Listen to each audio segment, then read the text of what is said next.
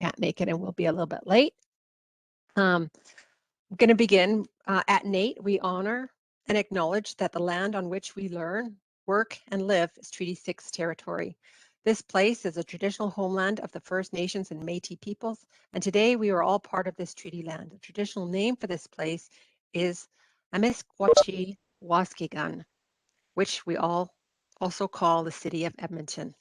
We are very, very fortunate to have Arden Tse joining us today. Arden's with Yaletown Partners and is an accomplished business professional with over 15 years of private and public sector experience. Throughout his career, Arden has focused on discovering and managing value. Arden's joined the Accelerator Fund team or Accelerate Fund team to manage Fund 2 and now manages Fund 3. Prior to Accelerate Fund, Arden was manager of the University of Alberta's Venture Mentoring Service, where he oversaw entrepreneurship development. He holds an MBA in finance from the University of Alberta and is a graduate of Roll Roads University Executive Coaching Program. So welcome, Arden. Over to you. Thank you. It's not on my bio, but I'm also somewhat of a NATE alumnus. I took the culinary boot camp, which was amazing in helping me learn the skills I needed to understand the opening of a restaurant, which I will actually throw into this conversation. So, yeah, I mean, really, I think what it comes down to is I've seen, and really one of the reasons why Cecile asked me to talk today, I guess, is I've seen hundreds of pitches, and I've done a number of them for my own business, in school, etc. And so I'm really just hoping to share some of that experience with you today.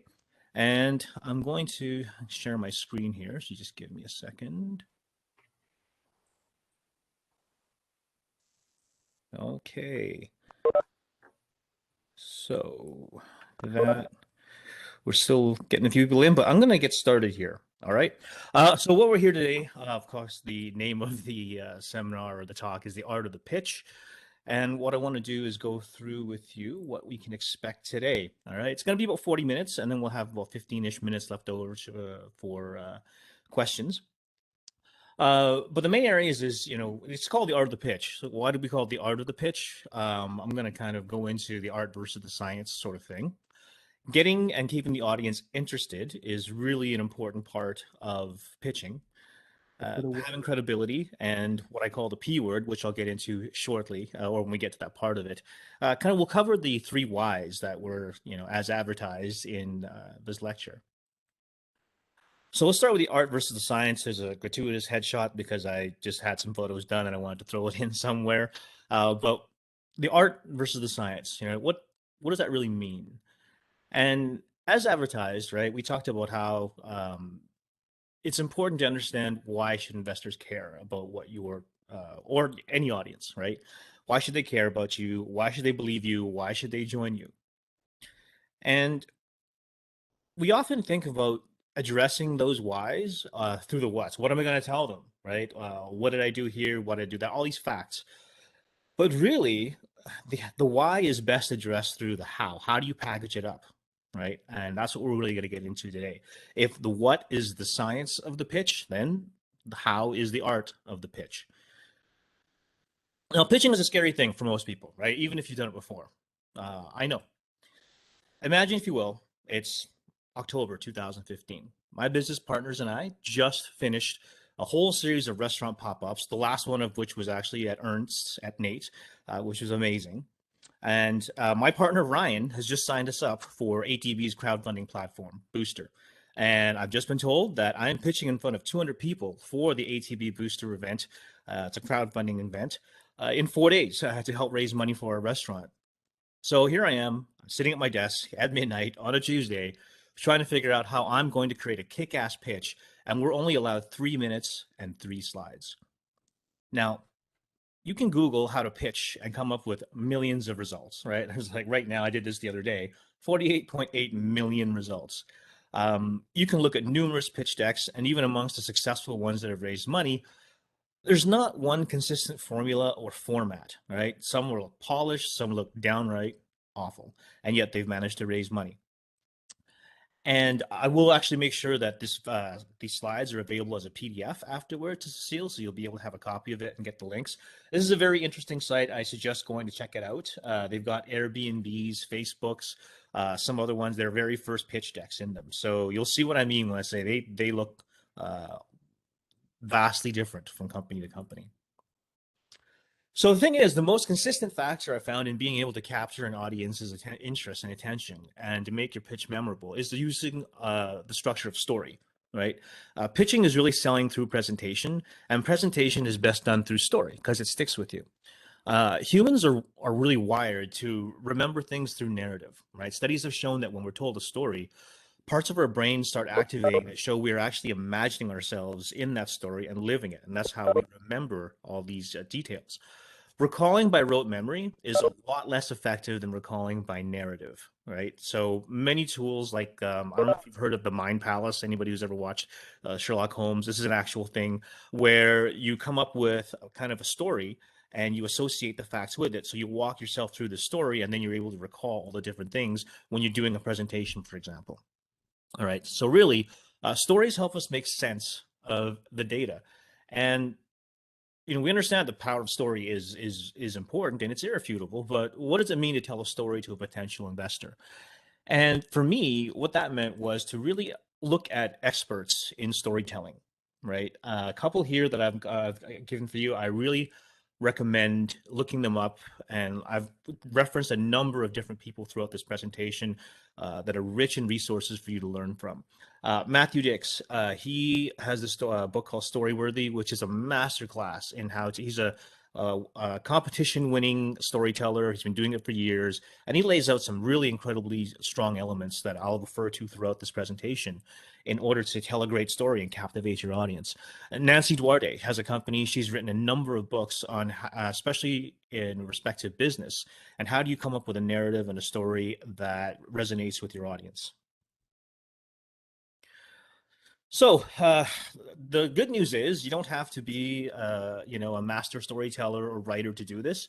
Really, story is just a structure, right? That connects a bunch of related events and puts them in an order that makes sense for someone to understand and remember.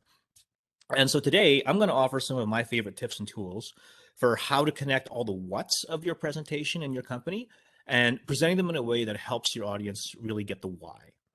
Your goal is to engage your audience, show credibility, and persuade them to your cause. I mean, you can look up the what very easily, right? Problem, solution, the market, financials. Like, content itself is readily available out there, and it's not really. I didn't want to just go over that today because you can easily look that up. All right. My intent here is to give you some insight into the how. I've seen hundreds of pitches and either used or observed some of the following tips with great impact. And again, you can figure out what goes into the beginning, middle, and end easily enough. What we're going to talk about today is how you can organize and present all of those pieces. Right. So first of all, we talked about keeping them interested, right? If your audience isn't interested, they're not going to care about what you're doing. And in the context of pitching an investor, especially, or a number of investors, your goal, especially as an early stage entrepreneur, right? If you're getting started out, this is your first or maybe second round of funding, it's not to close the sale. You may be asking them to invest. You may be saying, we're investing we're raising money for a round, we're doing this or that. But the whole goal of your pitch is to get them interested in a further conversation with you, to get them curious enough to want to say, hey, we should talk. I want to know more. Very rarely, especially at the early stages, does an investor see a pitch and decide right there, I'm going to write this company a check, right? You want to meet the entrepreneur, ask a few questions, and especially for investment funds. Angel investors, I don't know. I mean, I've heard a lot of stories in the Valley and even here of angel investors investing their own money where they're willing to just go in on a pitch deck. That's great. But for a venture capital fund that's managing pension fund money or basically institutional money, we have a responsibility to do some due diligence and to dive a little deeper. All right. One of the first things you can do is make it easy for your investors. Okay. The person you see up top there, his name is Eric Ban. He and his wife, Elizabeth Yin, are partners at Hustle Fund VC. This is a pre-seed, early stage venture capital fund in Silicon Valley. Elizabeth has been kind enough to offer me some tips and tricks in the past and give me some advice on early stage investing when I was getting started out. And Eric has done a really great presentation on using headlines to tell your story. Now, I've always been a big fan of this, but he describes it in a way that is far better than I could ever do on my own. And the idea is that how many times have you seen a pitch deck where the title says problem, and then you go into the problem, and then the next one is a title that says here's the solution, and then you talk about the solution. Well, that's valuable real estate. And the fact is, most investors are time constrained, and we see, dozens, if not hundreds, of pitches every week.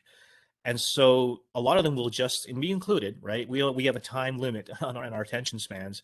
They'll skim the deck, right? And I have seen entrepreneurs that have applied for funding with a 50 or 60-page business plan.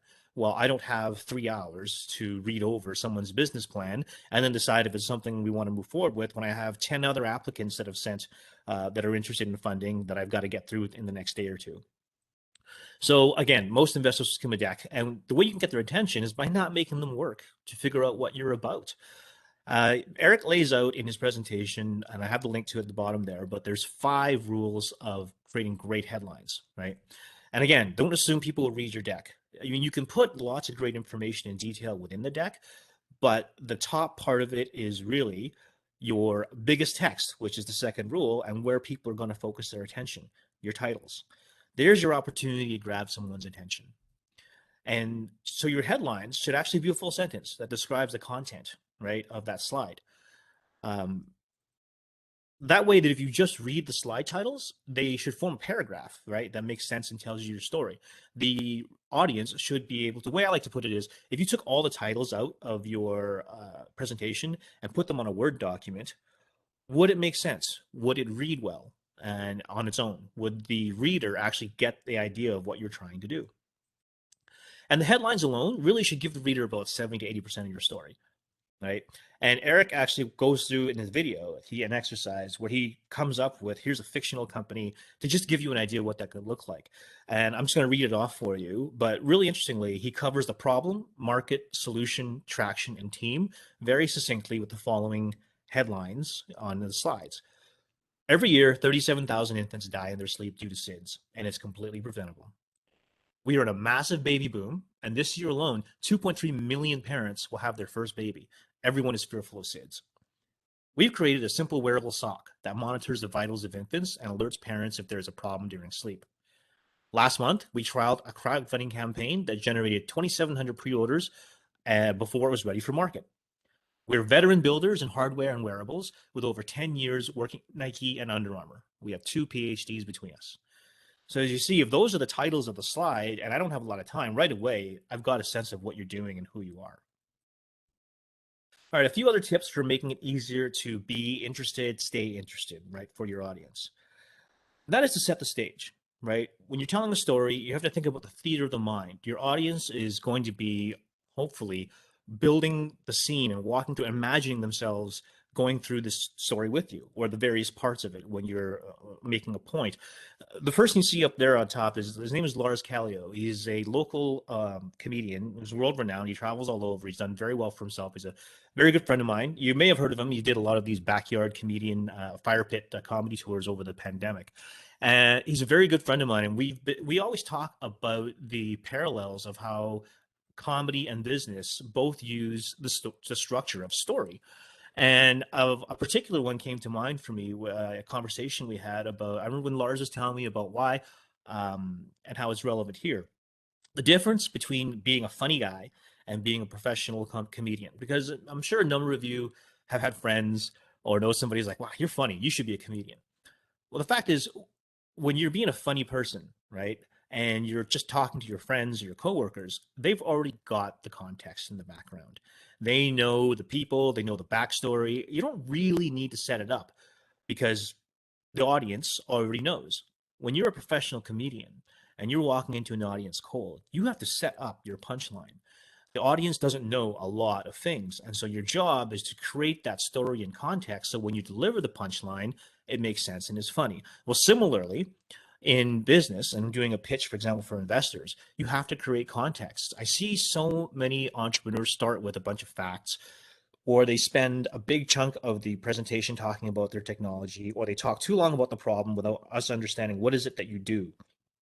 And so it's really important to set the stage, right? Like we did earlier. Here's the situation, here's what we're doing about it, and here's why it's important. Getting all of that set up in the beginning is, in however you can, is a very important tool to use. A tool that from the story from Matthew Dix, right, is using place as an anchor. And what that means is, remember when I talked to you about I was going to do that pitch, right? Or I have to do a pitch for my restaurant. I didn't kind of come in there with, well, I was asked to do this, but it's more like, so I'm sitting at my desk, right? Or if you can tell a story about your customers and actually anchor it in a place and a time, if you can, but more importantly, place, then the audience can actually picture where you were talking about, what you're talking about, and where it's happening. And suddenly they are engaged in your story, right? So wherever you can, don't just make it about, you know, esoteric, or very ethereal, like here, ephemeral, here's the numbers, here's a bunch of facts and figures. Put your story in a place, right? So X and Y customer was, walking through downtown one day and saw a sign and as you're talking through your story, the problem, whatever it is, the listener is actually building that in their head and they really get it and it sticks, right? Because that's the point, is you want your story and who you are to stick with the audience. And I'll kind of get into the importance of that down a little later on. Don't bury the lead. And what that means is a lot. This is a journalism thing. A lot of story writers will leave the most important thing to the end, right? Or too far down, or they may not even address it. If you are, for example, a company that has bootstrapped your way to $1 million in revenue on your own, that's something important that you might want to put up front, and don't leave that to the very end slide, right? Put the important stuff up front and then kind of backfill it afterwards, because you want to capture your audience's attention and have them understand why what you're doing and who you are should matter to them right up front. So don't be afraid to bring that up and then kind of go back into the backstory as well. Hit them with something that matters, right? What's the lead? Brevity absolutely is important. And the whole point of this is that if you're trying to get other people to talk about you, so even if say you're doing a pitch, and say it's even one-on-one with someone like myself, right, an investment manager, and I am likely going to have to be talking about, well, not likely, I'm absolutely going to have to be talking, especially if I like what you're doing, talking to my partners on my team, right? And an analyst will have to do that with a portfolio manager. Partners will even be talking to each other.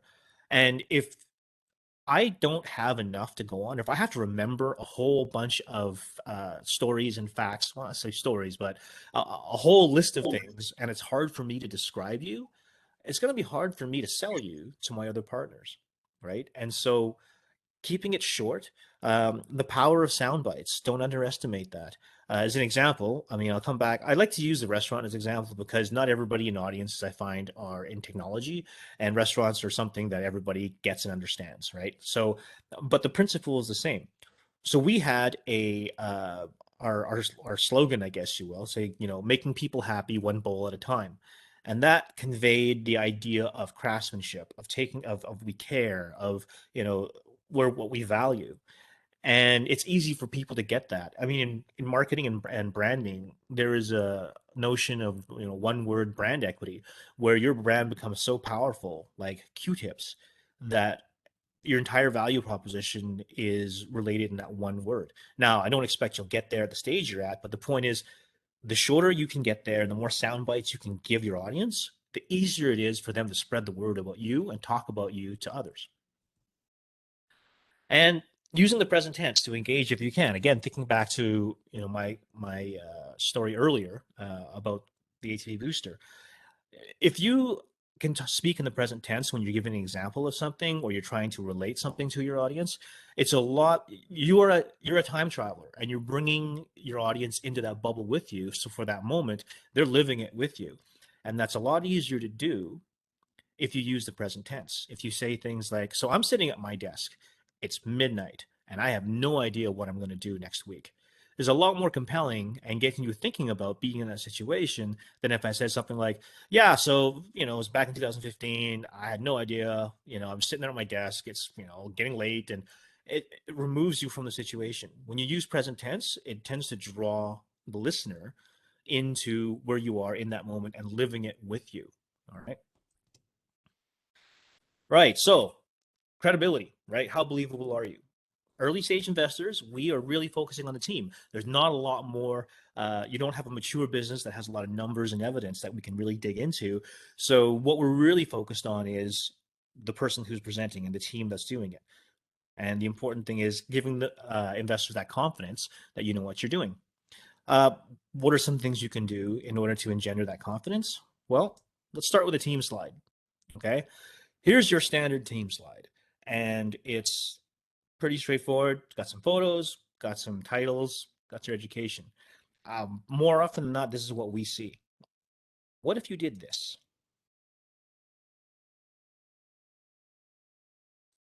Right? You've got some more context, right? You've set the stage. How did this team come together? And you've got an opportunity to put in the bios if there's some very interesting facts about why these people on the team are the right people to do it. I mean, in this example I've kind of created here, Jill has a serial entrepreneur, exited 3 ventures, including a 200-person IT company and a lemonade stand, right? Incredibly talented, has built companies, and has been an entrepreneur for most of her life. We have Nathan here, who is an engineer from Nate as well. And, he managed to turn his curiosity for taking things apart to taking businesses apart and how they work. And so, he's managed people at a firm, and he's been working with Jill for a number of years, growing their people and processes. You have Swan here, who was born into a family of engineers and scientists. I realize how stereotypical that might look right now. I apologize for that. But anyways, the point is, we have a technical founder here who's just got some really, really great chops when it comes to natural language processing. And so the idea here is, well, I mean, quite frankly, the idea is pretty obvious, right? When you look at the difference between the last slide and this one. And this is a little TikTok reference to KB Lame for any of you who are on TikTok. Anyhow, the difference between that last slide and this slide should be pretty obvious, right? Yeah, this is probably one of the most underutilized pieces of real estate on the in slide decks that we see. So don't be afraid to round out, and show up who you are. Okay, knowing your stuff. Now, I know I wasn't going to talk too much about the what's, but when it comes to credibility, obviously, there's a few things that are important to address. 2 that I really want to emphasize here. So the first one is understanding your customers. Okay, what I'm showing you here is, some of you may have seen this before. This is known as the technology adoption curve for customers, and that is saying that when you look at the distribution of a market for a new product, you are here. Often it is the innovators and early adopters. This is about 13 to 15% of the market that are really going to look at your newfangled solution or whatever it is you're doing, especially if you're in tech and it's a novel solution. So we see a lot of entrepreneurs do things like, well, we're going to hit all the dentists in North America. There's 120 million of them. And if we just capture, X% of them, we'll be rich. But what do those dentists look like? They're not all the same, right? The dentists over here are not going to be the same as the ones over here. Are these ones, running their own practice in a perhaps a rich neighborhood and have, are under 35, and maybe these it's really important to understand who those early adopters are going to be, or at least show that you're thinking about them, right? The better you can show your customers or who they may be that at this stage of the game, the more credible you'll be to potential investors. The second is competition. Okay, this is the classic competition slide that we see, and it's a bit of a pet peeve of mine. Because what do? We see this, and there's an x-axis, there's a y-axis, and the first thing I think of as an investor, and many other investors I know of do too, is did you just make up these 2 variables so that you could be in the upper right-hand corner? What's important is what matters to your customer, right? Do these 2 variables, the x-axis and y-axis, do those matter to your customer? How can you present that and show your investor that you've talked to your customer or you understand what is important to them. One of the most original ones I saw was a company that drew a box and had all of their different competitors in that box. And they noted that here's the value proposition they all offer and what they compete on. We've talked to our customers, and they said that this is something that nobody's addressing and that we do well. And they were saying we are actually thinking outside of the box from our competition, and that was very impactful because it showed that they understood what was important to their customers. Related to that is, we often think when somebody asks you who's your competitor, there's two answers that come up that need a little bit of further thought. They'll say we have no competitors, which is not necessarily true because the status quo is your competitor. Not doing anything is competition, right? What's going to get your customer to get up off their butt and adopt a solution, even if there's nothing else out there competing with yours, right? That's friction. And the other is just coming up with, well, at companies X, Y, and Z, without having asked your customers who they see as your competition.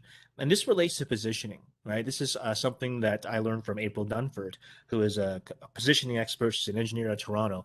And her point was a really, really salient one. I got to sit in one of her presentations once, and she said, your competition is who your customers think are your competitors, right? You may think that Google is a competitor. You might think that you are a data warehouse provider, but your customer might look at you as something else, and they might not even consider, this other company as your competitor. So it's important to go out there and talk to a few of your customers and understand how they see you, because that's who you are out in the market, right? So the big X is really to say, don't just blindly start with this X and Y. We're up here, everybody else is out there. Really dig into it and understand what is important to your market and your customers, and where you shine in comparison to them that matters to your customers. And finally, on this part, show and tell. The important thing is, what actions have you taken or delivered on, right? And what does that tell you about your business? What does that tell you about, for example, if you've gotten, we've got 1,000 users that that registered onto our site in the last 3 months, and 40% of them dropped off.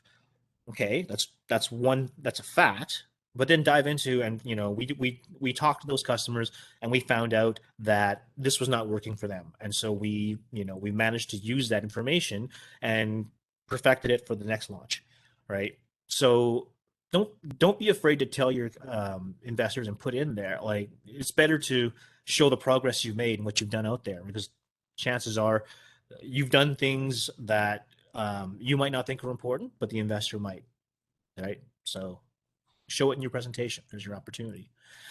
All right, the P word, right, stands for persuasion. And I call it the P word because persuasion is often quite tied in with sales, right? And a lot of people look at sales as a dirty word. You think of that car salesman, right? That used car salesman, or somebody just really being aggressive and pushing things on you. But the point is that we're always selling, right? And whether you realize it or not, in many aspects of your life, persuasion and sales are a big part of navigating through and becoming and being successful. When you are trying to get someone to see your point of view or to take action on doing something, when you're trying to convince your friends you want to go see one movie over another, you're persuading, you're selling. So it's important to understand that investors are also your customers, right? When you're going out there, particularly when you're looking for investment, and you really need to understand their needs. Now, to get there, something I've included on here that is really, really important to know. It's very useful. So Nancy Duarte, as I mentioned before, she's got this TED Talk that I would highly recommend. Google it or look on TED. And this is her book Resonate. And what Nancy has done is she has actually taken the time to analyze and study the structure of some of the most successful and impactful talks out there, like Martin Luther King's I Have a Dream, or Steve Jobs' introduction of the very first iPhone. And what she discovered is a very common pattern, right? You start off your talk by establishing the baseline of what is in the world. And then you start creating what I call creative tension, right? Between what is and what could be. There's this gap. Now, the greater that tension you create, the greater the difference between what the world is now and where it could be. the more is at stake. The more is at stake, the more vested your audience is in the outcome, right? You're going to make a bigger difference. And what the pattern shows is that you go through your talk, right? It's the middle of it, going back and forth and contrasting the world of what is and what could be, right? Here's where the market is now. Here's where it could be. Here's who's being affected by it. Here, who else could be affected by it. Here's what we've done. Here's what we could do. And ultimately, what that leads up to in the end, right, is the ask, right? You get to a turning point where there's a call to action. And you're getting your audience, you're asking them to do something for you, which is going to take you into the new world. And this is all very, like I said, this is the structure of great storytelling. And in business, we take certain parts of it in order to apply to our own situations, because we're not, just sitting around campfires telling stories of how we discovered fire. This is all about moving somebody to take action that you want them. So whether it's investment or you're trying to get new customers, this kind of structure and how you tell a story can be very important in motivating to move forward. So, uh, how about a real life example, right? So, I talked to you earlier. I mentioned about how, that pitch that I did for ATV Booster.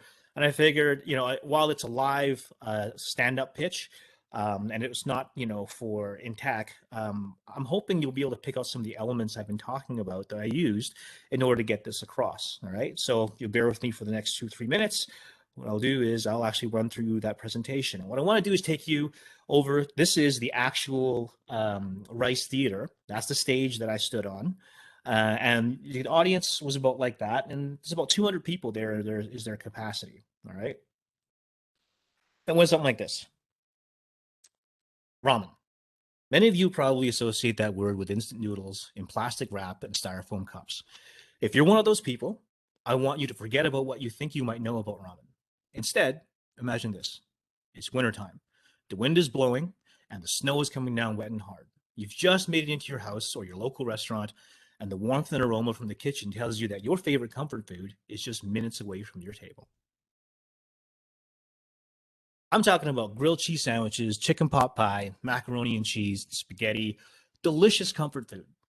Well, real ramen, craft ramen, is comfort food for Asian cultures. That's the kind of ramen that's been served for over 100 years in thousands of dedicated noodle shops across Japan. The kind of ramen that has traveled to noodle houses across North America over the last 20 years. Cities like New York, Toronto, Vancouver, LA, and Calgary. Why shouldn't Edmonton have more dedicated ramen shops of our own? My partners and I started Prairie Noodle Shop because we want to contribute to Edmonton's growing metropolitan food scene with something unique that many of us have been waiting for. But rather than just copying recipes we see elsewhere, we're taking it one step further.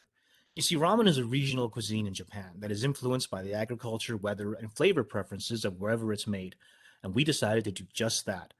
We created our own prairie-inspired ramen, sourcing local proteins and prairie flavors like smoked pork, honey, barley, and sweet corn. Folks, you can't get this ramen anywhere else in the world. We've held several pop-ups to test our recipes out in the public over the last year, and the reactions are overwhelmingly positive. So much so that it's given us the confidence to put enough money together to open a restaurant. So why are we here tonight? Why do we need the crowdfunding dollars? Yes, we're opening our doors soon. The only question is, how nice will it be? We're not building a noodle shop. We're building your noodle shop. You should be able to walk in, see the gorgeous noodle bar and the locally made tables and say, I helped make that happen. Every dollar counts and could mean the difference between factory assembled and locally made. It's not instant noodles we're serving. So help us make our space as fresh as the food you'll be enjoying. Thank you. So, 3 minutes, 3 slides, that's all we had. And while we didn't get first place, that deservedly went to Rob at Red Cup Distillery, and he's going strong today. Um, we did manage to exceed our fundraising goal because the word got out, our story was there, people really got it, and kind of it spread on social media. So I'm hoping that, as you go through and kind of remember the elements of what I told you there, what I tried to do was create that tension between what is the market looking like now, where it could be, right? People's understanding of ramen, right? Is the instant noodles and such. Well, what could be? Well, the reality is craft ramen is out there and it is our equivalent of comfort food. And it can be done not only that, we're not just doing what everybody else has done. we're bringing a very unique and original flavor to make it our own. And so when you get to the end and that ask, people understand that this is about, taking us over the finish line and making this a really great local place that they can call their own. And that will hopefully inspire them to move. But again, it's that use of story structure. Okay, so enough about me, or from me. Let's take a look at a few lessons from some of the greats out there on persuasion, right? Now, persuasion is how you get your audience to do something. And Dr. Robert Cialdini is an expert on this, on influence and persuasion. Before we get into some of his work, though, really, it's important to understand the idea of so what, now what, right? So what, now what means when you're talking to your audience, um, so what means why does this matter to your audience? Not to you, but to your audience. And now what do you want them to do about it? Okay. And the idea of what if, what now, I actually got this from Marvel Studios and their what if. It was a very interesting moment when I realized that how it applies here. But it's like, what if we could do this? Well, what impact does that have on this market or this world? And it's always important to connect the two. And I have seen times where they didn't connect, or the what if was there, but the what now wasn't as strong. So remember, there's always kind of two parts to your persuasion tactic, right? And the story you tell. Now, really, Cialdini's famous for his principles of persuasion. You can look them up and read about them. I'm not going to go through each one of them, but I have highlighted the two or three that I think are the most applicable to what we do especially in tech and investing in entrepreneurship and venture capital. His principles of persuasion are really designed to give you the tools to, I guess, persuade other people to do what you want them to do. Commitment is an interesting one. Commitment is the idea that we want to be consistent with who we are, right? People buy brands because it represents who they are. And so the idea of commitment is, for example, say I'm a socially responsible investor, and you find that out about me, and you have a company that somehow that addresses racism, right? And you're doing it in a commercial way. Well, as a socially responsible investor, I should be very interested in looking at supporting and investing in you because that aligns with what I've stated as my values or my fund's investment thesis. Social proof is the idea of seeing other people utilizing your product or investing in you or whatever it is. It's a little bit of that. I mean, that's what a market is, right? Is people who are not only using your product, but willing to refer others to it. And so when we see that, we get some comfort in knowing it's not just us. Between us and whoever sees this video, there's a bit of that lemming effect as well. And because our time is scarce, a lot of the times investors will be looking to others to validate the fact that this is something worth investing in, or customers will be looking to other customers to validate. Like, again, you've got those early adopters and the early majority. The early majority is waiting to see those early adopters pick it up, try it out, and make sure that it works. Scarcity is also something you can employ. And if it's genuine, to say, look, our round is filling up fast and we'd love to get you on board because we know you have expertise in this area. And make sure that scarcity is real, because there's nothing worse than finding out later that you just made that up. All right. Your integrity is important as well. Daniel Pink, also a great business author that teaches a masterclass and has written a number of books on sales and persuasion. And he actually posed a really interesting question for you to answer for yourself before you get started in designing your story. As if they do what I want, will they be better off, and how? And that kind of should be the central driver of how you present everything. How is this going to matter to my audience? All right. You want to invite the other side to be a collaborator. What that means is the elevator pitch itself is antiquated. The whole idea of give them 20, 30 seconds and just ram it down their throat. No, today's day and age, the better approach is to really be. He goes through this entire talk in this masterclass. What it comes down to is sales has changed fundamentally because the balance of information has changed with the internet. Right? It used to be that salesmen held all the information. It's called information asymmetry, right? They have the power and they can basically drip feed you and get you going as a customer because they have the power of knowing what you don't. But with the internet, that's kind of leveled out. And so now it's more about collaboration, and it's more about understanding your customers' problems and having them help you figure out how to solve the problem for them. A great example of this actually goes all the way back to 1980, where he talks about in the US, right? 1980, Jimmy Carter was the president and Ronald Reagan was running up against him. I know many of you won't remember any of this or know these people were even born, but Cecilia and I do. So bear with me because the point is still the same. So the economy was horrible, right? It stank. So Ronald Reagan, as a politician, could have come up and made a lot of statements and said, "You'll be better off with me. You know, this other guy is horrible. We're a better party." But instead, he asked a question, and he said to the American population, "Are you better off than you were 4 years ago?" And that, what it does is it elicits an active response, right? It gets your audience to come in and be like, no, and they've sold themselves now. I mean, the best person to sell someone on something is themselves. And you do that by asking the right questions. And what this did was, it only works if the facts are fully on your side as well. Because if they're not, that can severely backfire. But I wanted to give this to you as an example of the different techniques you can use in order to persuade somebody, right? In order to pitch. Another thing is to find common ground and anticipate resistance. So again, that common ground could be the values, right? When I mentioned earlier, if you find out that I'm a environmentally conscious investor, right, and if you are working in that area, we have that same sort of passion for reducing carbon emissions and protecting the planet, right? And also anticipate resistance. Now, when you first get out there, your first few pitches, you will hear about all kinds of objections. Use those and learn from them, and then make sure that as you go along, you start addressing them. Yes, we don't have revenue yet, but we've got 5 customers who have signed an LOI, and as soon as we get this investment, they're ready to move forward with our product, and we'll be in revenue, right? You can start figuring out, head them off at the pass, right? And also lose the jargon. A lot of entrepreneurs think that it makes them sound like they know what they're doing, or they're more of an authority, or whatever it may be. But the problem is, if your audience doesn't understand it, how are they going to translate? Remember what I said earlier about you want your audience, the investors, talking to others about you, and you make that easy by not making it jargony. Talk in plain language, be brief, and give them sound bites that they can use. Right. So, rounding this out, really, I hope that what you get out of this is that the art of the pitch is about the how, right? Not the what. It's how you package up all those facts and connect them into an ask ultimately, because that's the whole point of this, right? Is you have a call to action.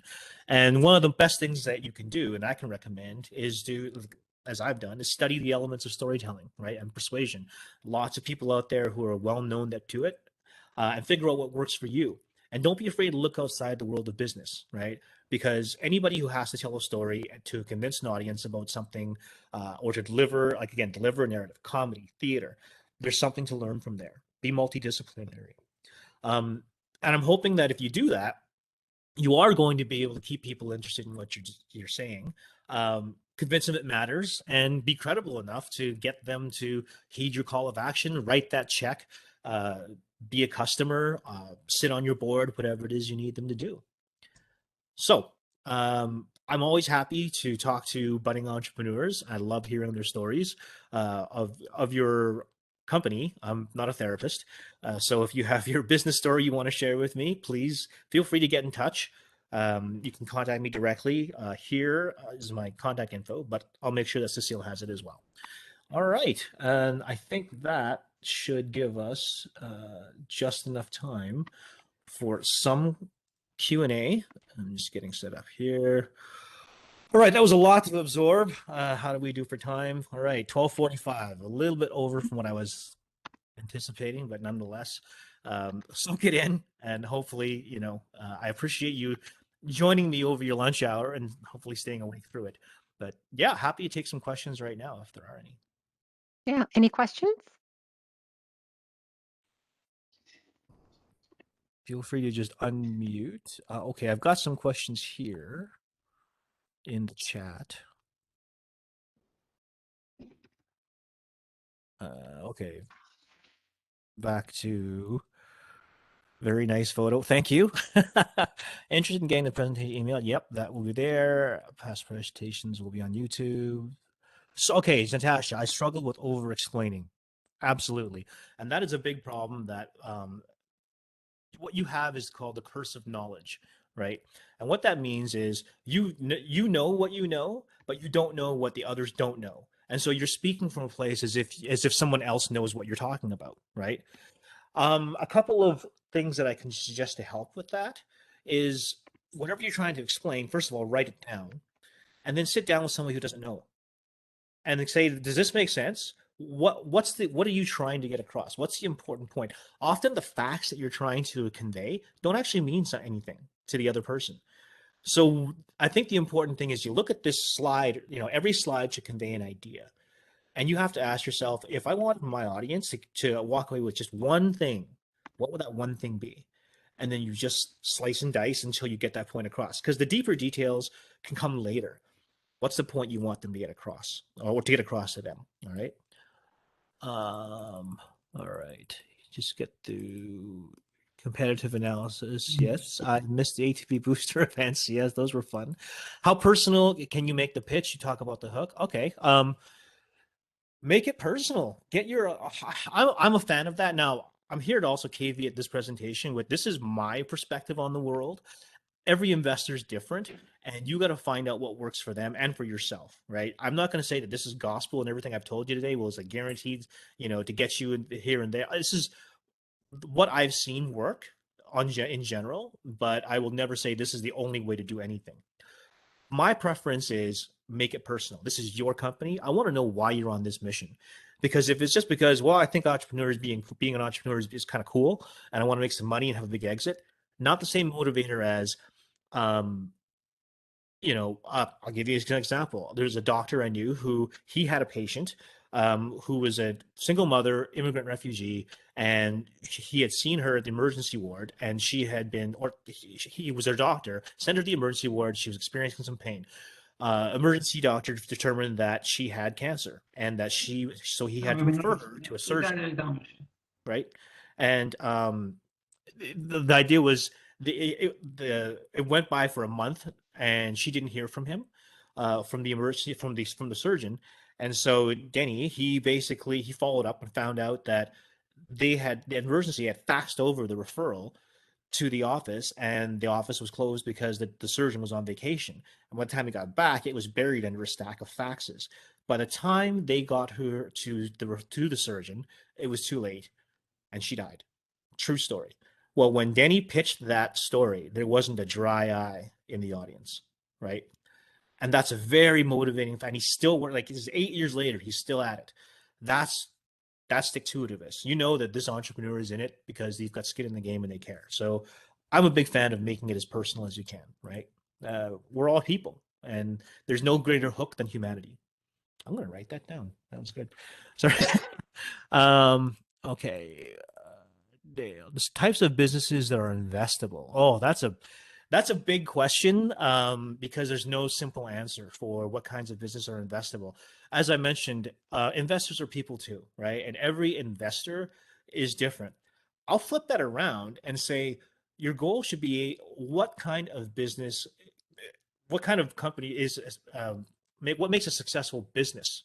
When you create a successful business, then you become ready for someone to look at and say, okay, I think I can invest in here, because the metrics for investment are different for everybody, right? I need a certain profile of growth and return to fit into my fund. An angel investor might just really love what you're doing and he's happy to double his money in the next 8 years, right? So what makes you investable is going to vary. But what you can do is say, if I found a customer or a group of customers that are willing to pay for for what I'm offering, and can I do it in a sustainable way that at some point I'm going to actually be profitable, or that more people are going to take it up.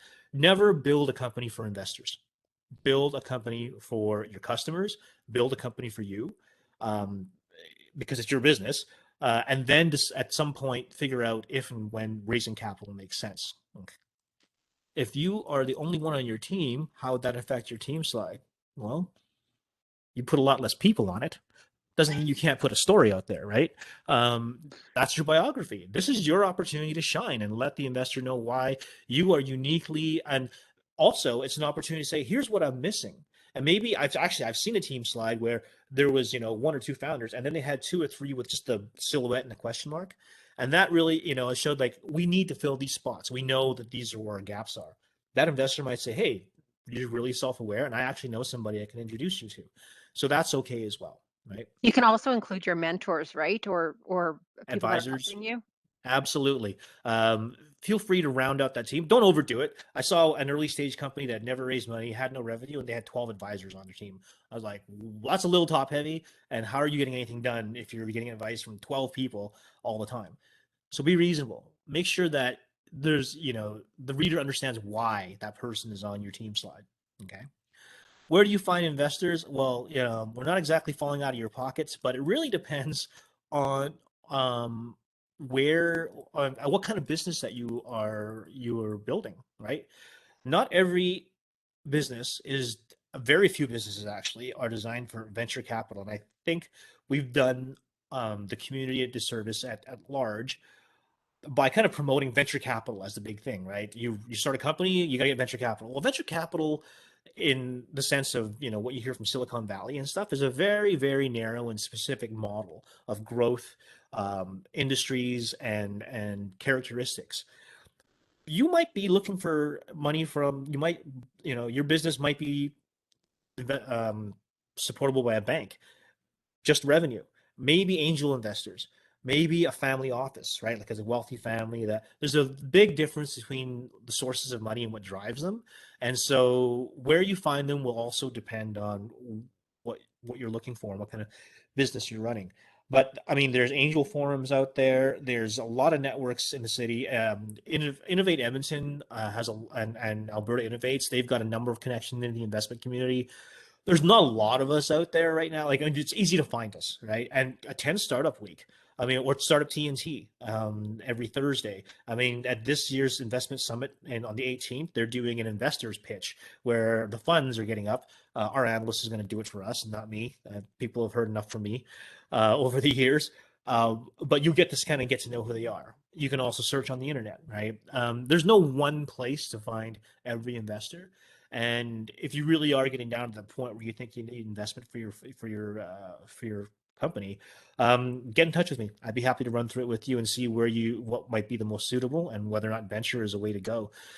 Uh, Through classes and lectures and stuff like this too. It's building that network. So there's no one catch-all place to find investors. And hopefully, how do you know what the important details are, especially for a 3-minute, 3-slide pitch?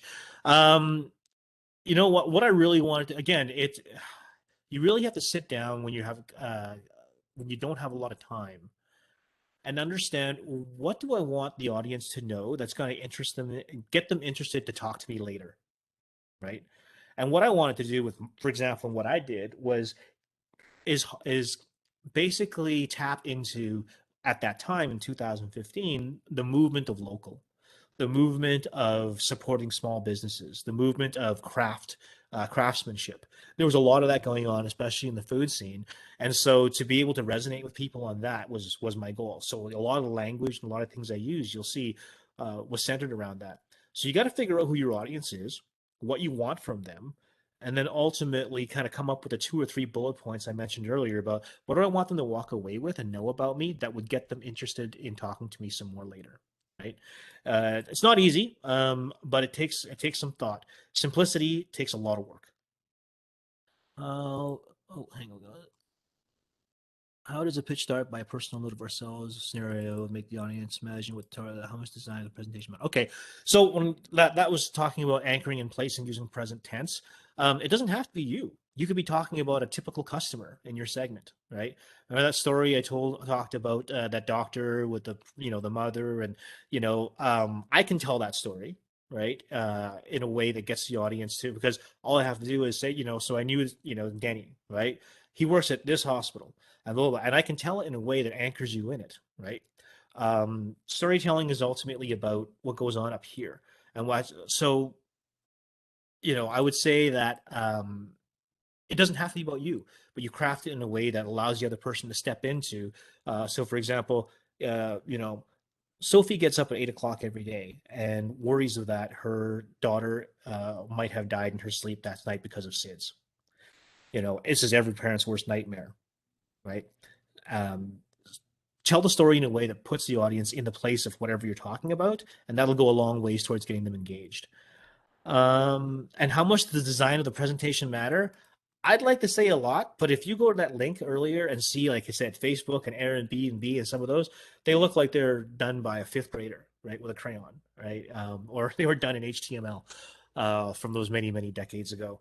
So I will say this: Nancy Duarte has one of those books. One of her books is called Slideology, and a couple of really interesting things that come out of that. I mean, Robert Kiyosaki does this as well. The 10, 20, 30 rule, right?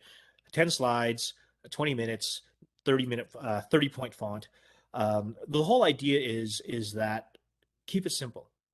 When you are doing a presentation and you're using a set of slides, don't rely on the slides and read off of them. That's the word. I mean, we all see this in school, right? I've had so many. I took psychology, so I had a lot of professors who just read off the slides, and I'm thinking I could have just done this at home, right? Give me the notes. Why do I have to sit in class?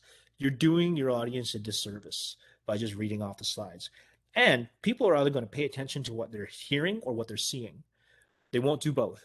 And the way that we're wired, we'll read first before we process auditory information. All right. So use imagery, a couple of bullet points, but speak around it. Fill in the color. Right. I try to do a lot of that in my presentations. Right. You won't see a lot of paragraphs of text. And so, in terms of design, does it have to look, like high res pictures and sexy and glossy? And no, I don't think so. But it should make a point and it shouldn't distract from your talk. All right. Um, Different if you are delivering a presentation that's only to be read, that you don't get to pitch. Then you get into what's called a slide doc. And again, Nancy Duarte has an entire book on this. I'm not getting paid or promoted by her in any way. I've just found it incredibly useful. But that's where you can add a lot more detail into the slide doc, and where you can think a lot more about design and presentation, because that's your brand. And if you don't want to turn the reader off by seeing something that looks like, again, it was done in HTML or crayon. People tend to invest more in people than the product or service. Again, that varies, but at the early stages, a team is very important, because it's about how knowledgeable and passionate is this founder, how confident are we that they can execute on this vision that they've got, right? So especially for earlier stage. I mean, later stages, once you've got a company, like you're at the public equity or the private, which I've worked in public equities, that's a different story, right? But the person at the helm still matters, but what also matters is the numbers, the sales. There's a whole engine there that you can analyze. But when there's not a lot in the early days, yeah, I mean, people are important.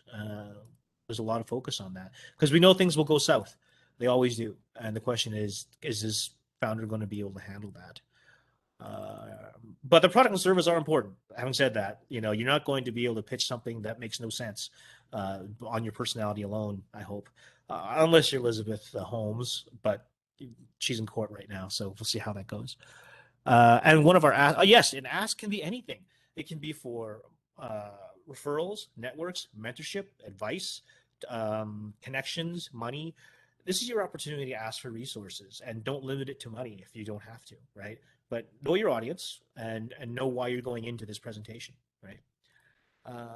Lorianne left early, prepare for an exam. Okay. Fund not for profit. Well, the answer is we're out there for a profit. So investors, not for profits will typically find their money through different means. There's different organizations and funds and grants out for that. Not impossible. There are some, like, especially for like socially responsible investors who are focused on that sector, but they're more the exception than the rule. So I mean, I'm not an expert on the nonprofit side of things, but I can tell you in venture, and you're more likely to get something from, for example, an endowment or a family office, that, like the Hunter family in Calgary, Derek Hunter, they have a foundation that supports nonprofits and stuff that work in, I think it's mental health and wellness. So you might want to look for those, right? And I'm hoping, I know we're running out of time here. Thank you. Some stories may need to come from a dark place. This happened to your Quentin Tarantino. So, like, tips on anything to avoid. Yeah, I mean, you don't, here's the thing about storytelling, right? Ultimately, you want your audience to feel that it's okay, that they're safe, you're safe, right? And I'm not talking about glossing it over or whatever. The audience needs to feel like, okay, we can go for the story because we know you lived, right? You're here, and we can look back at it and go, that was interesting. What we don't want is trauma, right? Because that's has a psychological impact on everybody involved. And when you're engaged in a story, it's hard to enjoy it when at the end you're just like, oh wow, like that was heavy. Like, you want to be thinking, you want them to leave them inspired. So how do you turn that story into something that will inspire them to move to action, right? Um, but again, I don't have a hard and fast rule on that. But certainly avoid ending on a really, I guess, fatalistic note, if you will. I mean, without knowing more details, it's hard to say, but I encourage you to contact me directly if you want to chat some more about that. I'm a big story enthusiast. I'm always learning, especially from hearing other people's stories. So I would love to hear yours and kind of, noodle through it, if you will. Huh, I used the word noodle. Sorry. Okay. I think, Cecile, we're in a bit of overtime here. Anything else to wrap this up with? There's just one question that I kind of wanted to grab quickly, if you could. Dawn had a question because she was talking to her pitch coach, and she has some stories have that may come from a dark place, like the lady with cancer that died. How do you know tips on? Is there anything she should avoid? I mean, because with her business, it is gonna the need comes from a dark place. Yeah, absolutely.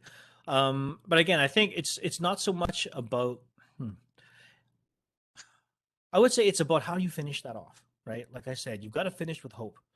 You've got to take them from a base, right? And actually, it's an opportunity. If you have a place, if it's a very dark place, remember when I talked about contrast, right? Then the contrast of getting to a place of light, of what your solution offers, is so great. The stakes are so high, that becomes that motivator that will lift you to that call to action. So it's understanding how to, you may start there, but you have to slowly move your audience to that point where it becomes inspiring and they are moved to do something because what you and your venture, your idea represent is hope. So again, that's what I can offer just from not knowing any details. But like I said, happy to chat. Awesome. Well, thank you so much, Arden, for your time today. And My pleasure. everybody, I will be sending out a post-event survey. If you please take a second or so to complete it. Just a reminder, next week we have ATB in to do banking on helping to make your business bankable. And we also have Craig Sherburne doing a session on getting investor ready. So 2 great sessions next week, and you have a nice long weekend coming up. And for our students in the Blue Book program, if you want a pitch coach, don't forget to ask now, because if you ask me on Thursday, I'll be off. Everybody have a great week. All right. Thanks for your time, everyone. Take care Thank you, Arden. and good luck. Bye. Thanks, Arden. Thank you, Cecile. Thank you, Dale.